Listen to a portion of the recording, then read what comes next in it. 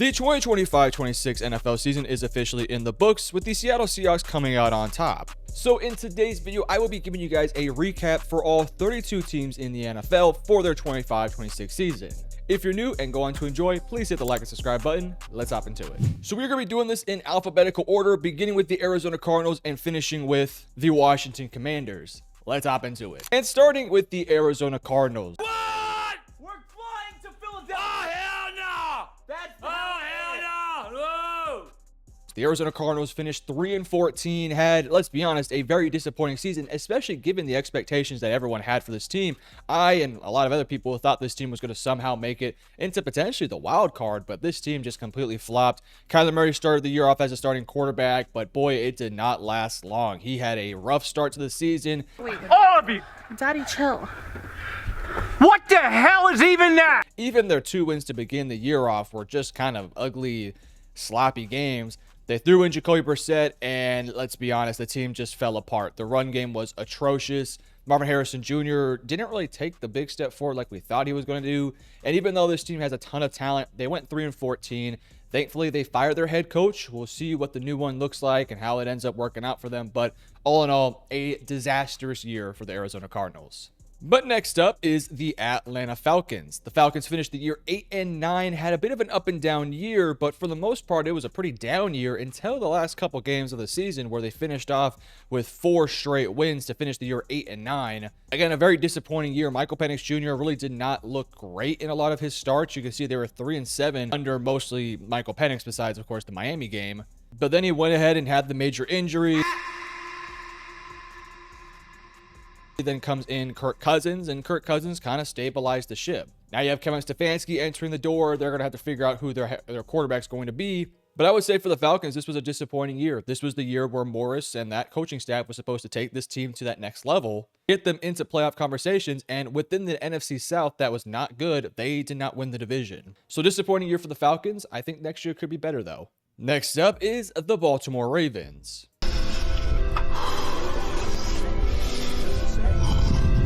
The Baltimore Ravens finished the 2025 season 8-9, which was extremely disappointing because, like myself and a lot of other people out there, I had the Baltimore Ravens as one of, if not the favorites to win the Super Bowl this year. In fact, correct me if I'm wrong here, I think I had Baltimore as my number 1 team in my Week 1 power rankings. Now, obviously, that did not end up going well. They blew a lead to Buffalo to start the season off. They had kind of a stinky, ugly game versus Cleveland. Then all of a sudden the wheels fell apart. They go 1-5. Lamar Jackson has the injury. They then have to throw in Cooper Rush and Huntley. They rush Lamar back in week 9, and then Lamar kind of steadied the ship a little bit. This team got back into playoff conversation just to choke it away in week 18 to the Pittsburgh Steelers. So disappointing year for the Baltimore Ravens. This was supposed to be the year where they took the big step forward. When you look at the AFC, I mean, we'll talk about the Patriots here in a second, but the Patriots were the team that somehow won the AFC. There was no Kansas City this year. Buffalo was fine, but they weren't great this year, especially in the context of not making a deep playoff run. Baltimore had a great opportunity here, but they blew it. So they fired their head coach. In comes Jesse Minter, and this team has to have some urgency because I feel like it's either make or break these next few years while you still have Derrick Henry in his prime, while the team is all in their prime. We'll see what they can do. I still think they're a really talented football team. They should be a pretty good one next year. Next up is the Buffalo Bills.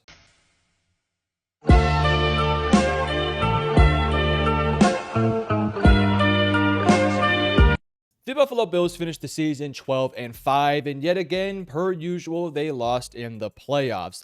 This was sort of a weird regular season where, honestly, like, they just kind of hovered around good to great at times, just kind of an up and down, regular season. Obviously, week 1 was the highlight of the year, and they had a couple really other good football games. Kansas City was a fun game. The game versus Tampa Bay was a fun one. The Cincinnati game was great. Fun one versus New England. Even the Philadelphia game had some highs and some lows. So this was a fun season for the Buffalo Bills, but I don't know. It just always felt like this team was just, I don't know, maybe just kind of playing around with their food at times. Like they had legitimate issues, but it always kind of felt like they were just kind of messing around and not locked in during the regular season because it felt like they were going to go on a deep playoff run, especially given the AFC field. And what happened? Well, they beat up on Jacksonville. I don't want to say beat up, but they beat Jacksonville, a really fun football game. And we'll talk about Jacksonville here in a second. What a year they had. And then they had the disappointing loss to Denver. And then the Denver Broncos, Bo Nix, and all that stuff. We'll get to them here in a minute. But yeah, it's just disappointing for Buffalo. It's very similar to Baltimore, where Buffalo was one of the favorites in the AFC.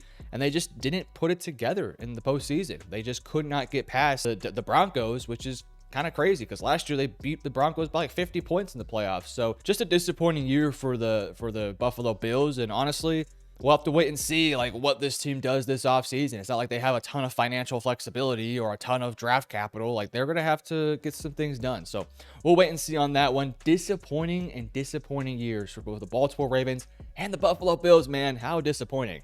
Next up, let's talk about the Carolina Panthers. The Panthers finished the year 8-9 somehow, and I mean somehow, won the freaking division. Lord knows how. But they did. They went 8-9. They did lose in the wild card round, but it was a really fun game versus the Los Angeles Rams, a Rams team that very easily could have won the Super Bowl this year. It was just, when I mean a roller coaster, it was a roller coaster. I tell you guys, I don't like roller coasters. I throw up the second I even touch them. I hate them so much. And if I was a Panthers fan, I would have hated this season in terms of how just up and down it was. Because I'm not kidding. Look at the season they had. You lose 2, you win, you lose. You win 3 in a row. You lose, you win, you lose, you win, you lose, you win, you lose, you win, and you lose and you lose.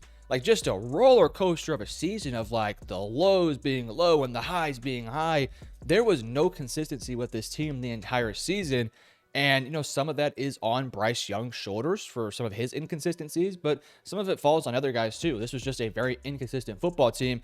But the good news for Carolina is they're clearly trending in the right direction. This team has talent. They have potential. I think Bryce Young's getting better. So I think next year and the year after are going to be some really fun years for Carolina to see if they can actually take that next step from being a good football team to potentially a great football team. So very interested to see what Carolina does. Again, roller coaster of a season. Very much so.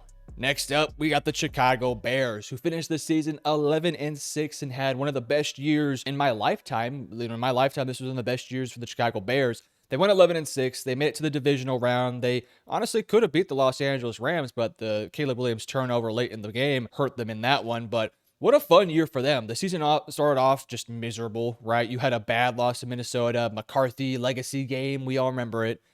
Then you got pummeled by Detroit, but then all of a sudden something just clicked. And that offense came to life, and that defense started forcing some turnovers. And, you know, you finish the year off 11-6. You win the freaking division. You beat your divisional rivals in the playoffs to eliminate the Packers. Like, that's got to be a great feeling. And then you lose to the Rams in a respectable fashion. Like, this is a really exciting Bears team. They have assets to work with. They have the right head coach. They have the right guys in the building. They're going to be really good down the road, man. They're going to be a really good football team. And that NFC North, man, they always find a way to just get better and better. Moving over to the Cincinnati Bengals. Do we talk about the season for the Bengals? I don't think Bengals fans want to talk about this one. I mean, I wouldn't if I was them because this season sucked, man. You come out the gates, you're 2-0 after, I don't know, 2 kind of meh games. Then, of course, the Joe Burrow injury in the Jacksonville game happens. He's out for basically the majority of the season. The whole game plan with Joe Flacco was just, hey, man, just keep us steady, keep us afloat, keep us around 500. That did not happen. And then Burrow comes back, and I don't even know why they brought him back. There's no reason to. And of course, you know, he does a decent job. He goes 3-3 down the road. So the Bengals just had a year to forget. Again, we talked about this with the Ravens and the Bills. The AFC was so open. And this is a Bengals team that wants to try and contend for championships, contend for playoff spots. And it just didn't happen this year. The injuries killed them, and that defense straight up stinks. Now, they need to have an aggressive offseason. They need to figure out what's going to happen with Joe Burrow long term. Can he stay healthy? Can they build an offensive line around him? Can they build a defense for him? Because I don't know if Joe Burrow is just going to wait around and stick it out with the Cincinnati Bengals. They got to get their crap figured out. Then we get to the Cleveland Browns. And all I want to say, everybody, put your wrist up. They told me bust out my AP, perfect timing. Got them baguettes up on my nigga, stay shining. Shedeur Sanders took the starting job from Dylan Gabriel and I guess Joe Flacco as well, and he ran away with it. He was a freaking Pro Bowler. I'm kind of being a little facetious here, but I'm also not. Hey, Shedeur Sanders was the best quarterback on the Browns this year. I think that's pretty safe to say. The team was bad. It was a bad football team. Myles Garrett won Defensive Player of the Year. Salute to him, well deserved. They fired their head coach. They now have Todd Monken entering the door, which we'll see how that works out for them. Quarterback guru, I'll give him that one for sure. Excited to see what he can do with Shedeur Sanders or maybe a young quarterback in the offseason. The Browns probably want to forget this year happened. It feels like this is a kind of a reoccurring issue for the Browns where their offense just straight up stinks. They suck, man. And that defense can play. that their offense stinks. They got to get it figured out, man. Offensive line, receivers, who's your long-term quarterback? Will it be Shador?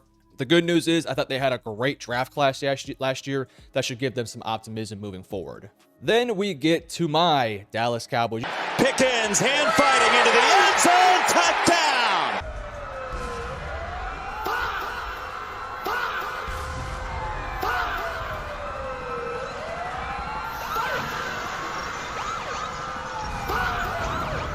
You guys know I'm a bit of a Cowboys fan. I'm a humble Cowboys fan. I understand this team was never going to win a championship. So before you click off the video, guys, I'm a humble Cowboys fan. Humble. I mean it. 7-9-1. Not the year none of us wanted, but the year I think that most of us expected. I expected maybe at best 10 wins, maybe 9-8, something along those lines. I felt like this defense had a chance to be good.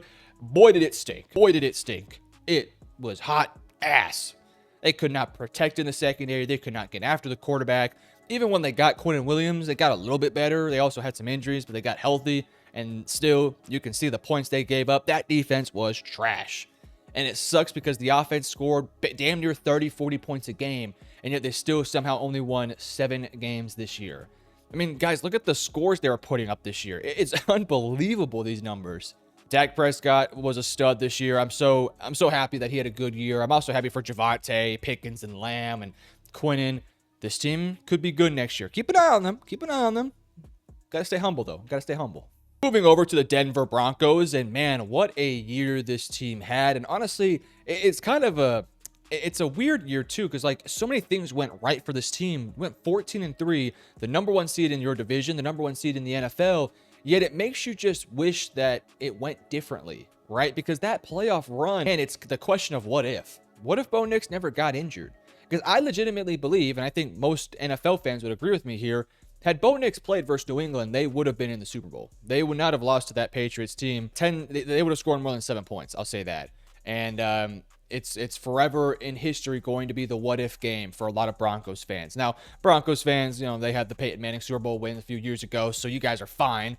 Couple teams out here like myself haven't won a championship in their lifetime, so you'll be fine for some of you guys. But yeah, this was the year of what if, right? Because I think a Denver Seattle Super Bowl would have been like really fun and potentially a lot closer than what we actually saw in the Super Bowl.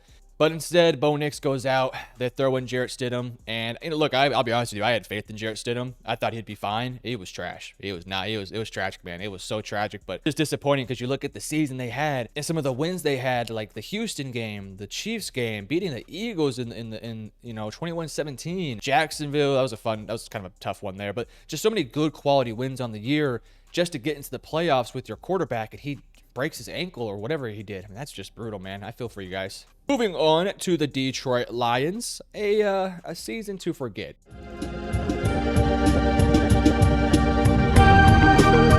I think would be the best way to describe this one. It was a transition year. I always felt like this was going to be a tough year for the Detroit Lions because you lose Ben Johnson, you lose Aaron Glenn, and now Dan Campbell has to reset both the coordinators. Both coordinators, by the way, were really good for this football team, and you had to reset the room, right? You had to reset with some new faces, some new guys. You had to retool the roster a little bit. I mean, not a ton, but just a little bit.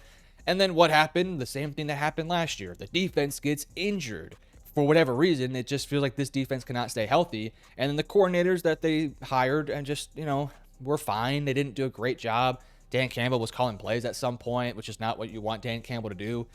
They've reset some rooms now. They've reset the coordinators, and I'm interested to see what happens now with this Detroit Lions team. So much talent on this roster, but it feels like, man, they have to put it together at some point. They have to find a way to stay healthy, because if not, it feels like you're potentially wasting the prime of this team. And it's really difficult to have a long tenure with this roster when you're paying Aiden Hutchinson, Jahmyr Gibbs, Amon-Ra St. Brown, Jamison Williams, Sam Laporta, Jared Goff, DJ Reed, is it Brian Branch? Like, there's so many guys here, Kirby Joseph, their linebacker too, Jack Campbell. They have so many guys that they're going to have to pay.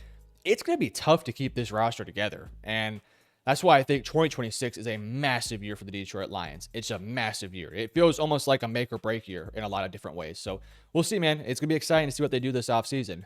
Then we get the Green Bay Packers, and man, what a disappointing year for this team. Like a disappointing year in the context of, like, what could have been more than anything, because this team was good. Like, they were a really good football team this year. Like, they made, yeah, I don't know if they're going to win a championship this year, even though Micah Parsons says they would. All right, Micah, as a Cowboys fan, I've heard a lot of you talking. We know how this game works. But no, look, Green Bay had a good year, and then things really unraveled in the back half of the season. You were 9-3-1 at one point, coming off a big time win versus the Bears and the Detroit Lions. And then what happens? Well, you get banged up. Micah Parsons, your tackles had some injuries, the secondary. There's just so many things that just went wrong for this team. All the injuries that just really crippled this roster. And by the end of the season, you were kind of a shell of yourself. You were missing so many premier and quality guys, and you get into the playoffs and you lose to the Chicago Bears. In a really fun game, by the way. Again, I don't think they were going to win a championship this year, even if they were healthy, but, you'd like to see if they could have. Now Jeff Hafley's out the door, which stinks. And, yeah, you're stuck with Micah Parsons' podcast for the rest of the offseason. Good luck with that. As a Cowboys fan, I can tell you, Parsons' podcast, it's a tough listen. It's a tough listen. Moving over to the Houston Texans, and we'll get to the playoffs here in a second because my days, bad.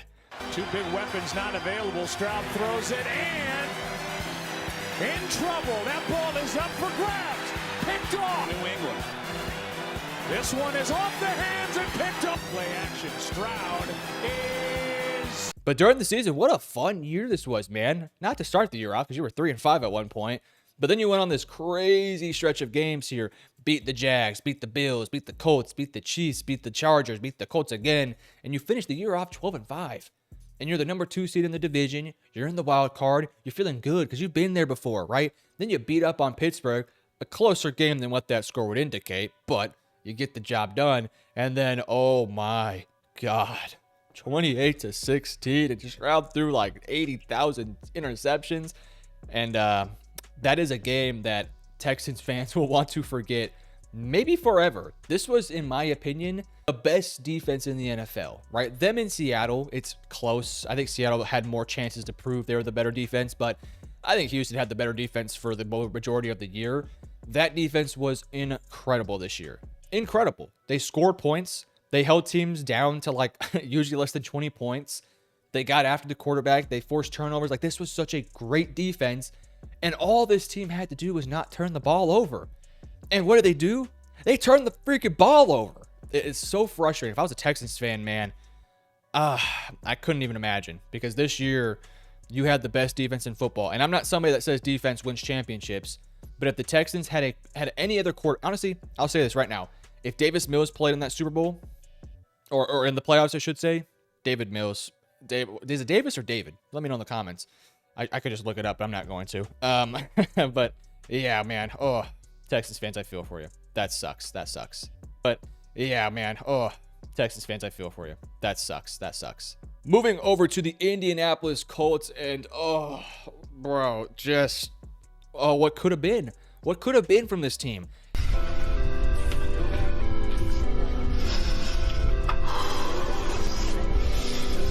This team was 7-1, 8-2 after a Falcons game, and they get into their bye, and they're feeling okay. Hey, we're 8-2. We're in a secure spot in our division. The AFC looks wide open. We're playing good football. Jonathan Taylor's killing it this year. Daniel Jones is balling. Alec Pierce about to get paid. Tyler Warren good. Michael Pittman good. The defense is playing good. Hey, let's make a move for Sauce freaking Gardner. Let's mortgage our future for Sauce Gardner. And I didn't blame them. I thought it was a good move. I thought, yeah, go for it, dude. You're 8-2. This is your one opportunity to do something special. And man, that bye week, man. After that, just straight up hell. Just unbelievable hell. What is that? 7 straight losses. They threw Phillip Rivers out there. Shut up, Phillip Rivers. Boy was gunning it. Riley Leonard did his thing, but oh man, what could have been, dude? What could have been from this Colts team? Again, this AFC was so open, and had this Colts team been able to keep Daniel Jones healthy and playing at a high level, it could have been a Colts Seahawks Super Bowl. I'm not even kidding. It is just unbelievable. And the defense fell apart in the back half of the year. Sauce got hurt as well. It just, everything that could have went wrong. And now we don't even know who the quarterback for the Colts is going to be next year. Is it going to be Malik Willis? Will it be Riley Leonard? Will it be Daniel Jones off a torn Achilles? Will it be Phillip freaking Rivers? Will it be Trinidad Chambliss?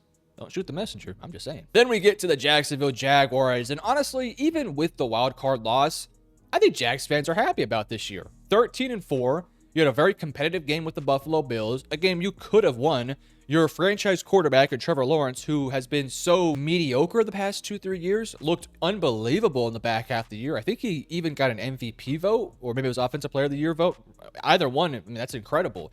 Trevor was great to end the season off. And you see the year they had, kind of a similar year to Houston in a lot of ways, except they were better than Houston in the first half of the year. But, you know, kind of an up and down first half of the season before they just went on a freaking tear to end the year off. Just, I mean, what is this? That's, what, 8 straight wins here? My math, I failed calculus if you couldn't tell. We don't talk about it.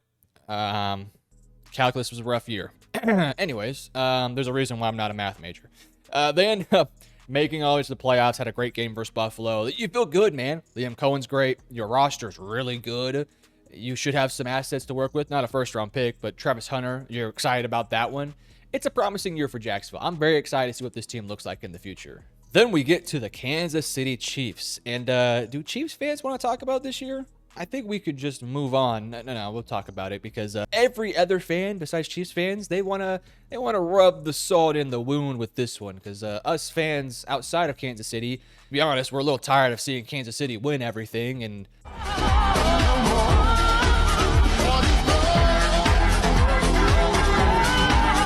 it was a great year for a lot of fans out there. 6-11. Patrick Mahomes has the injury.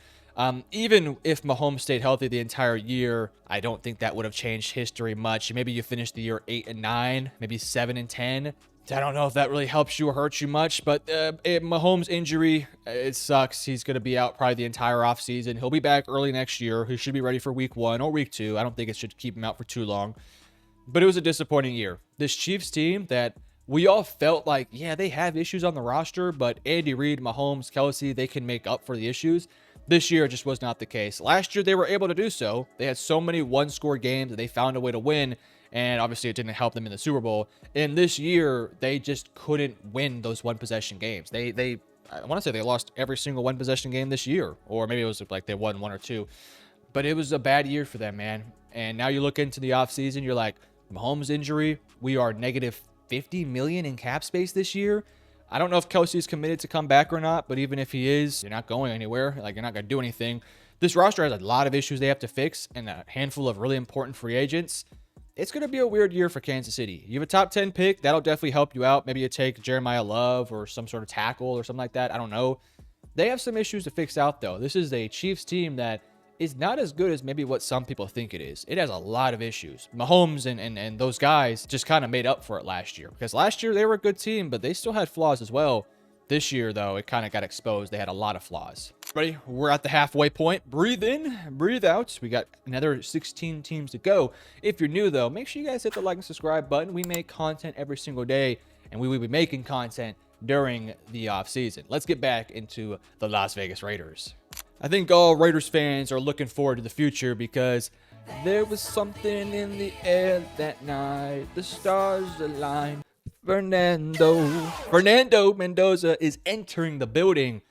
That's got to give you a lot of hope right there. In addition to Fernando Mendoza, Clint Kubiak, the Super Bowl offensive coordinator, the Super Bowl champion offensive coordinator, I should say, now your head coach. No more Geno Smith hero balls. No more Geno Smith 4 interception games. No more Pete Carroll. We love you, Pete. Hall of Fame head coach.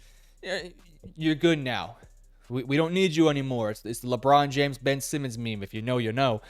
We don't need you no more. We got it. We're good. So no more Pete Carroll. No more Pete Carroll's son, by the way, too. Good on them. We got some new guys entering the building. Tom Brady's probably giggling and feeling good. Genty should be happy. Brock Bowers should be happy. This team should be better next year. 3-14. Let's be honest, a year to forget. Not a lot of positives came from this one. The only positive is you beat Kansas City. That's about it. Although you can't, you also got blown out 31-0. It was a bad year. Geno Smith, oof. And was it Geno Smith, the one that was flipping off the fans who were calling him cooked? Like, dog, you were cooked. Let's move on. The LA Chargers, 11-6. You know the meme of, like, I think it comes in like SpongeBob where the guy's always saying, my leg. Rev up those fryers, because I am sure hungry for one. Help! Help! My leg! That is what Justin Herbert was saying every single week this year. Just got pummeled out there. But my days, I think he should have been in MVP conversation. I really do. Yeah, I know he was bad in the playoffs. There was nothing he could have done in that game. There was no chance they were winning. That Patriots defense was too good. The Chargers offense was not good enough.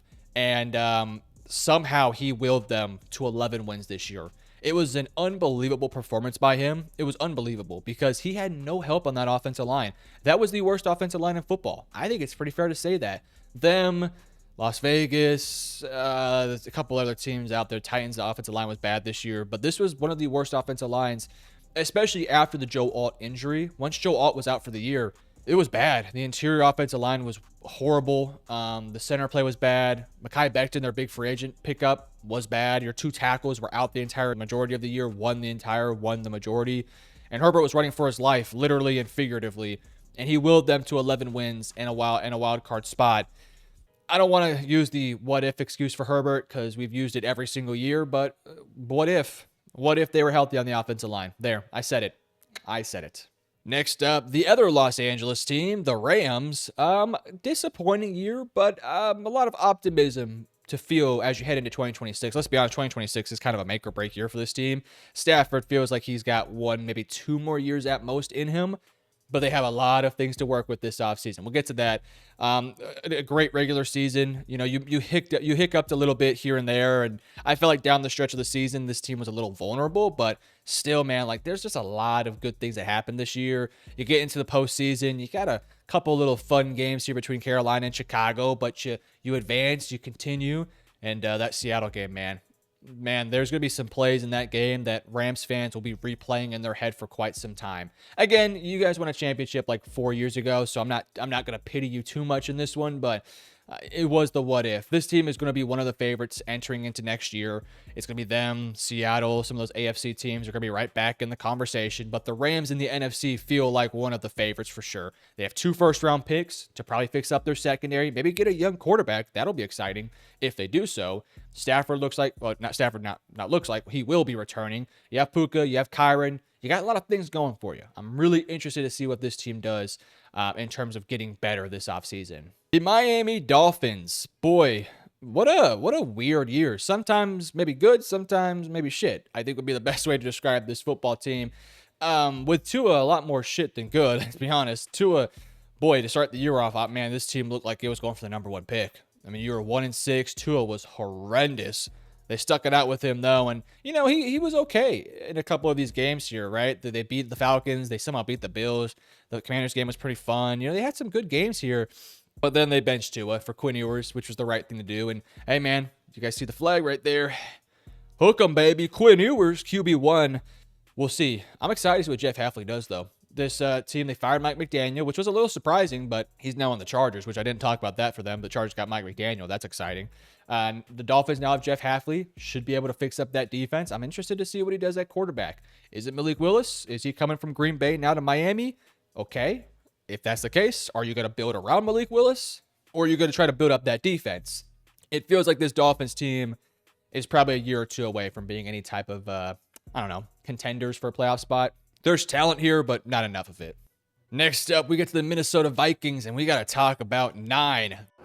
We see the intensity that you carry yourself with on the field. Do you go to a different place in your mind on game day? I call them 9.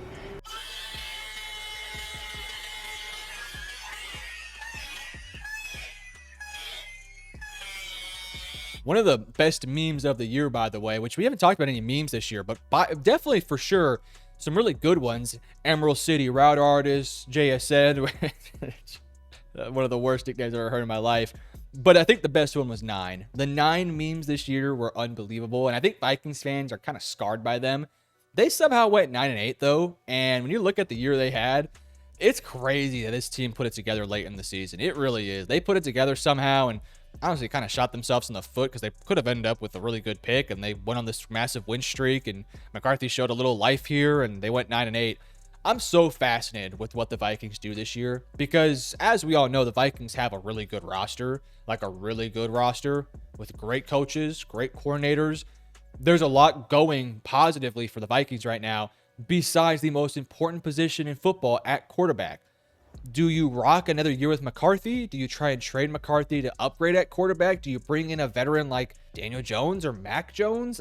Do you draft a quarterback? Like, I'm so fascinated to see what Minnesota does this year because they're so good. They have guys, Jefferson, all the dudes on the defense, Addison, a solid enough offensive line. They got to figure out what to do with number 9, though. They got to figure it out.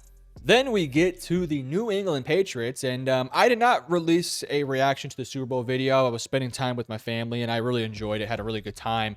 But look, this Patriots team, if we take away all the love and admiration we have for Drake May, Vrabel, and all this stuff like that, let's just keep it a stack here. And I think Patriots fans, have an open ear with this one. This Patriots team probably should not have been in the Super Bowl. Okay, no, hear me out. They worked their way in this one, right? They deserved it. But their offense was bad the entire postseason. It was the worst offense in the entire postseason, besides the Texans, because the Texans turned the ball over like 20 times a game. And I guess the Chargers too. And I guess the Broncos in their conference championships. But you get my point though, right? Like, consistently, they were one of the worst offenses this postseason. Now, in the regular season, that was a great offense. But the issues on the offensive line, and you could see the youth of Drake May really come out. And that's going to be an issue this offseason. They have to protect Drake May. We saw this year that when May has time, he can do this. He can do this. He could be an MVP candidate. But we also saw that he could do some of these numbers in the postseason when that offensive line stinks. They have to figure out the left side of that offensive line. I think it's kicking Will Campbell to play guard. I think it's drafting a left tackle and moving Wilson to center. I think that's probably your best bet. You have to retool this offensive line, though, because that offensive line got exposed the entire postseason. Drake May was being put in the dirt. He turned the ball over. You could see the youth of him. His internal clock sped up. His mechanics got worse. His reading of the field got worse. Let's not in the Super Bowl, right? That interception that essentially costed them the game, that was his predetermining a read. He saw 2 high safeties. He ended up having 1 high safety and a robber come down, but he thought it was 2 high safety. He was trying to split the safeties right down the middle of the field. He predetermined the throw, stepped right into it, threw a bad interception. I mean, it was the easiest interception in Super Bowl history. Maybe I'm lying, obviously, but yeah, a great year though. Like, Patriots made it to the freaking Super Bowl. I think we should be more positive than negative on the Patriots, but man, that Super Bowl was rough. I'm not gonna lie to you, but it was a great year for them, man. And moving forward, they're really good. They're gonna be in a really good position. It does stink though, because it does feel like, are we gonna get back? Can we do it again? And my argument is, you have Mike Vrabel, you have Drake May. I like their odds.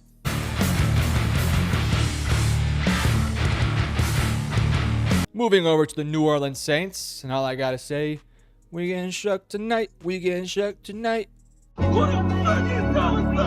just starting to look like that guy. They getting shook tonight, we getting shook tonight. They getting shook tonight, we getting shook tonight. They getting shook tonight, they getting shook tonight. She getting shook tonight. You get my point.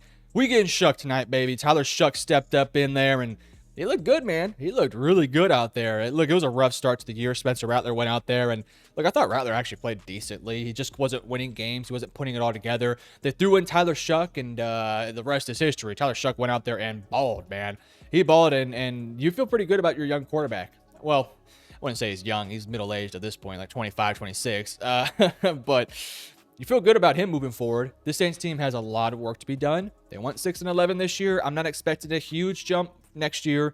They're still a little handicapped financially, and they're not in a bad spot. They're in a good spot long term, but this year they're just a little bit handicapped for some bigger contracts.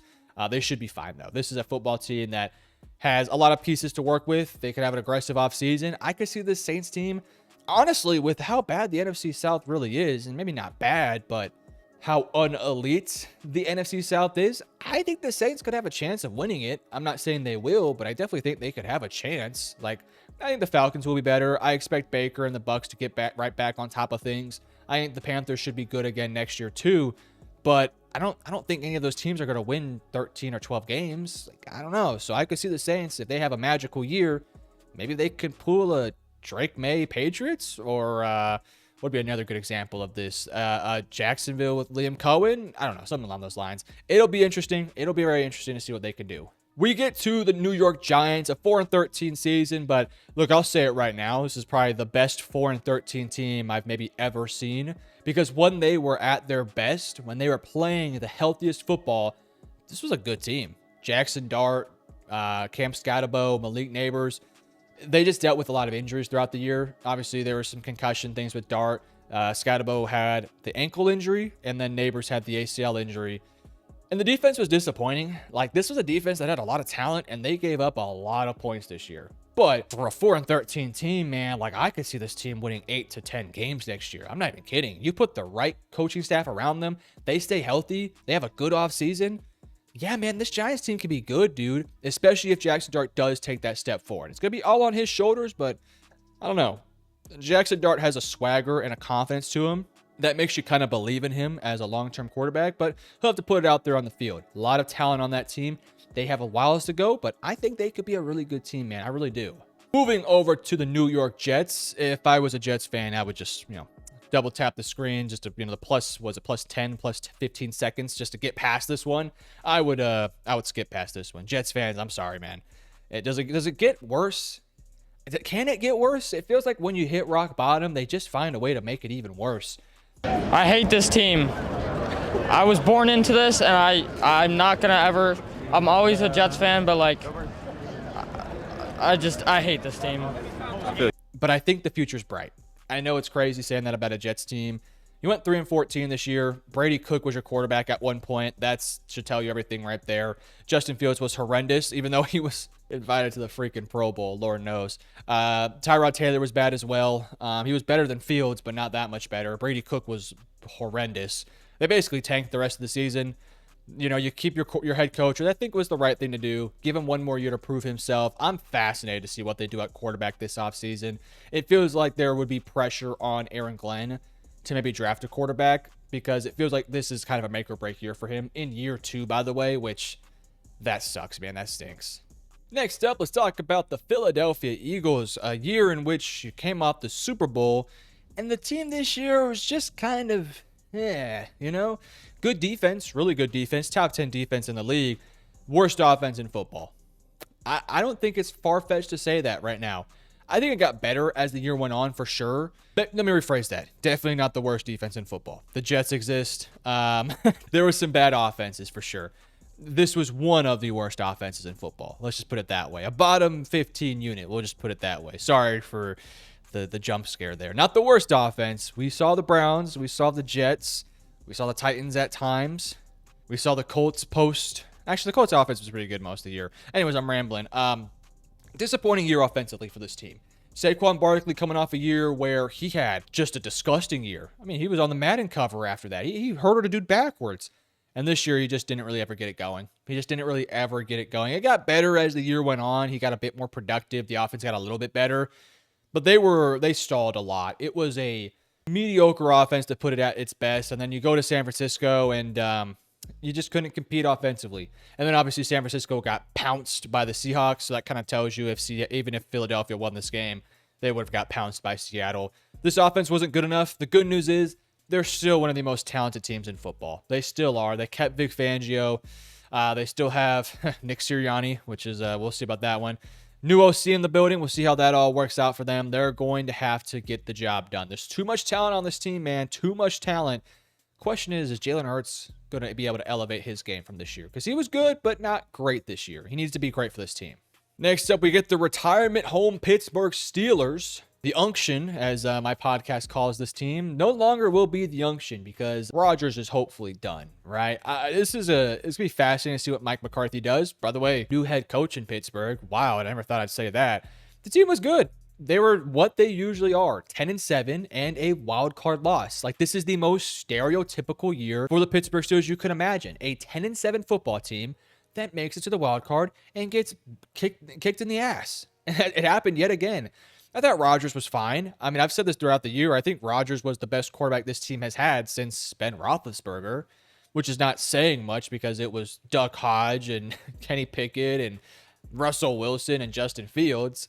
Rodgers was the best of those guys, but they're going to have to figure it out, man. Mike McCarthy has a challenge in front of him in finding out who their next quarterback's going to be. Because the team is, there's pieces to work with for sure. It's not a bad roster. I mean, you don't go 10-7 and make it to the wild card without having some decent players. They obviously need to get better on both sides of the football, but they have some pieces to work with. And I think if you are Mike McCarthy, I think you like what you have in the tool shed. It's just bringing in now the right coaches to surround yourself with, having a good draft class, having a good offseason, figuring out the quarterback. I like Will Howard next year. I think give him the chance to prove himself. If it sucks, it sucks. If it doesn't, then cool.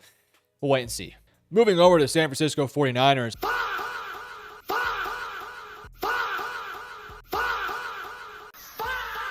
I feel like I just could put up the injury report on the screen and just say that's the year they had. They somehow finished the year 12-5, and they somehow made it to the divisional round. Yeah, I know that divisional round is a game that all Niners fans want to wipe from their memory. The good old flash from Men in Black. You want to just mind clear yourself from that game. I don't blame you. That game sucked. This was it was a what if year of like, what if you were healthy? I don't know if they would have beat Seattle this year in the playoffs. I feel like that Seattle team was just kind of destined to have the year they had, especially when we got to the playoffs. But I think they would have given them a much better run for their money than 41-6. If you have Nick Bosa, Fred Warner, Brandon Ayuk, we'll see. I don't know if that would have ever happened. But, hypothetically, if you were at your 100% with Juwan Jennings, Ricky Pearsall, Ayuk, Kittle, torn Achilles, that's brutal. And all the guys, Fred Warner, Nick Bosa, all the other guys as well, I think the Niners could have gave them a run for their money. But without all those guys, their offense became way too reliant on Christian McCaffrey and Brock Purdy. Their defense just was never able to hold up against high-level offenses, as seen by the Chicago game, as seen somehow by the Colts game. That was a high-scoring football game. But their defense, man, they did a lot of good things this year. This was a good season for the Niners, but let's be honest, it was a year where they had a pretty light schedule. I mean, I'll give them their flowers. They beat the Rams. They beat the Seahawks. They beat the Bears. Like, this is a good football team, and Kyle Shanahan, to me, was my coach of the year. I thought he deserved it. I'm happy for Mike Vrabel to get a job as a coach. I think, or not Mike Vrabel, sorry, Robert Saleh.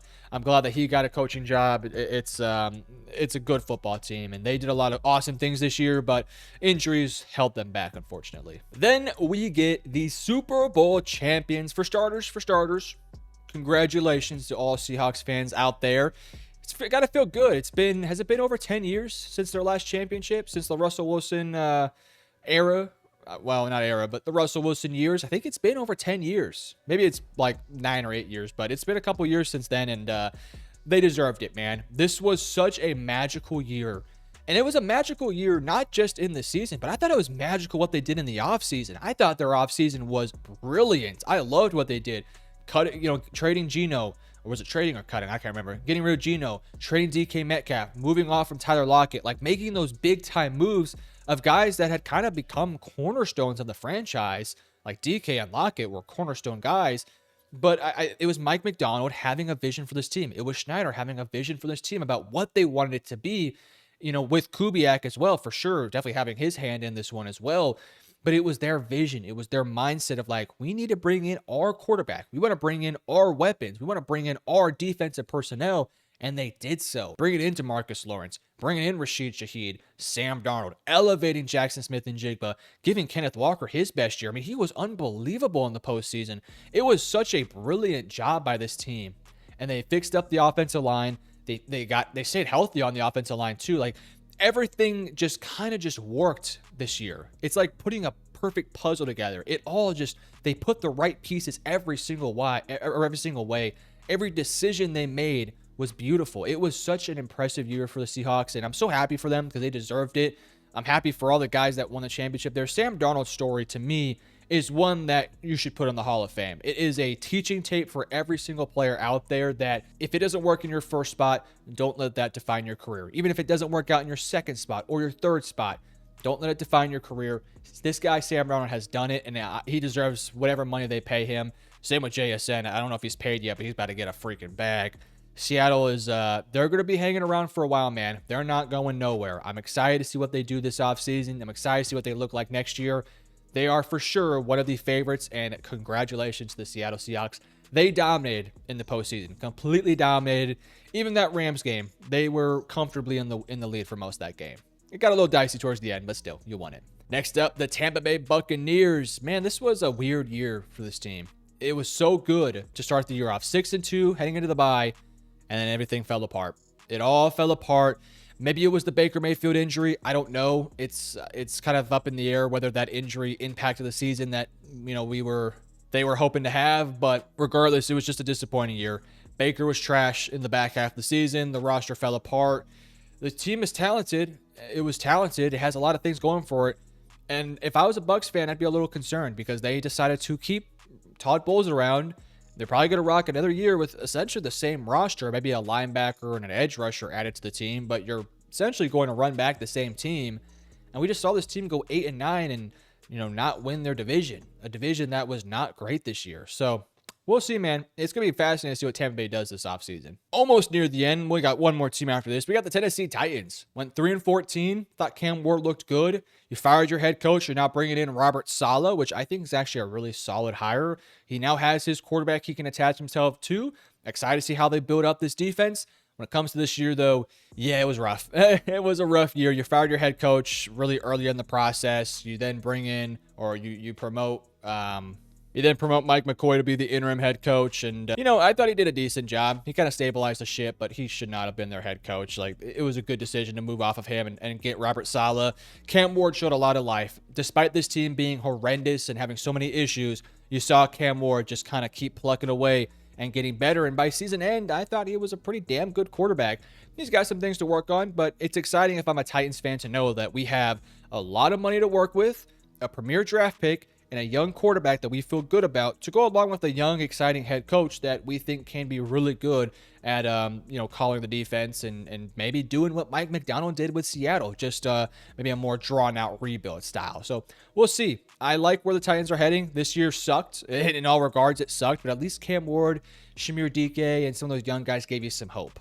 And lastly, we got the Washington Commanders. Finished the year off 5-12. Let's not forget last year, this team was in the NFC Championship game. It was unbelievable. It was unbelievable what Jaden Daniels did in his rookie season. And then the year sucked for this team. Even when Jaden was out there, this team was just okay. The roster got older. The injuries piled up. You had to throw Marcus Mariota out there. He did fine. He did some good things. But it was just a year in which, let's be honest, they had no chance. They were too damn old this year. And last year, they punched above their weight. Last year, they somehow made it to a freaking NFC Championship game, kind of squarely off the back of Jaden Daniels playing well and Dan Quinn, reinvigorating this defense to be okay last year. They got exposed in the NFC Championship game, but the fact they made it was impressive. But now you're sitting here and you have an older roster. They have some assets to work with, though. I'm expecting them to have a quite aggressive offseason in terms of getting younger, right? Getting younger, building around Jaden Daniels. Daniels has to stay healthy. He's got to learn to slide a bit more. He's got to keep his body ready to go for next year. I'm excited to see what this Commanders team does this year. I don't know if they'll be in the playoffs next year, but I think they could get themselves back into the conversation. But guys, that is a recap for all 32 teams. You guys, please let me know in the comment section below what I missed, if I was right on everything or if I was wrong on anything. Just want to say to all you guys, what an awesome year 25 and 26 was. I'm so excited for the offseason. Kind of lying, kind of not. It's a long, drawn-out process, but excited for the draft, excited to get to that next step. And then, for some of you guys who might be checked out for the next couple months, just want to say I appreciate you guys, and I look forward to seeing you guys next year in the 26-27 season. But for those who want to watch the offseason content, please, I would love to get you guys to subscribe, hit the like and subscribe button, and let's have an awesome offseason, guys. Love you guys. Peace.